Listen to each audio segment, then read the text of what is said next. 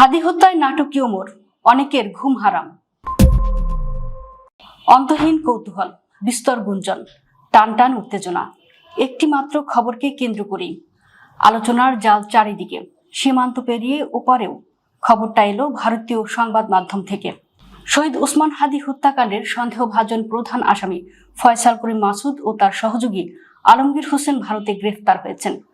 খবরটি দাবানলের মতো ছড়িয়ে পড়ল বাংলাদেশে, কারণ আলোচিত এই হত্যাকাণ্ডে বাংলাদেশের রাজনীতি নতুন এক মোড় নিয়েছিল।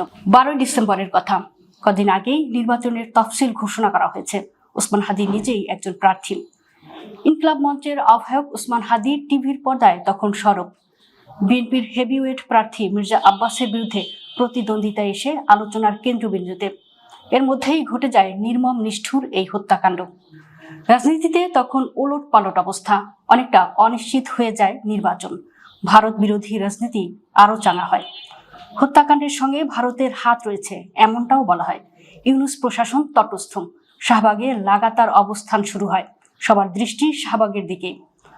সিঙ্গাপুর থেকে তখন খবর আসে ওসমান হাদি আর নেই। বিক্ষোভে ফেটে পড়ে জনতা।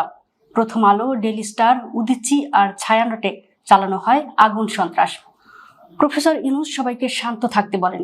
পরিস্থিতি তখন অশান্ত, উত্তাল। বলা বলি ছিল হত্যাকারী অবশ্যই ভারতে চলে গেছেন, যদিও আখেরে তা প্রমাণিত হয়েছে। কিন্তু কিভাবে তাদেরকে গ্রেফতার করা হলো এ নিয়ে পর্দার আড়ালের অনেক খবর চাউর হয়ে আছে।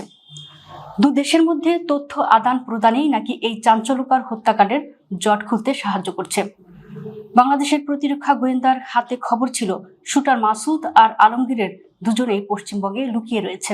অনেকটা নিশ্চিত ছিলেন তারা, যদিও তৎকালীন সরকার তাদের কোনো কার্যক্রমেই আমলে নেয়নি। 18 মাস শাসনকালে প্রতিরক্ষা গোয়েন্দাদের দেয়া কোনো তথ্য যাচাই বাছাই করা হয়নি। রাষ্ট্রীয় নিরাপত্তা যখন হুমকির মুখে, তখনও তাদের আড়ালে রাখা হয়। অবিশ্বাস আর সন্দেহ সরকার প্রধানকে মোহাচ্ছন্ন করে রেখেছিল। সরকারের ভেতরকার এবং বাইরের একটা শক্তি মিলে নানা খেলায় মত্ত ছিল। অন্যতম উদ্দেশ্য ছিল নির্বাচন বিলম্বিত করা। কিন্তু প্রধান রাজনৈতিক শক্তি নির্বাচনের ব্যাপারে ছিল অবিচল। তারা সরকারকে বারবারই বলেছে নির্বাচন বিলম্বিত করার কোনো সুযোগ নেই। মেজর জেনারেল মোহাম্মদ কায়সার রশিদ চৌধুরী 22 ফেব্রুয়ারি বাংলাদেশের প্রতিরক্ষা গোয়েন্দা প্রধানের দায়িত্ব পান।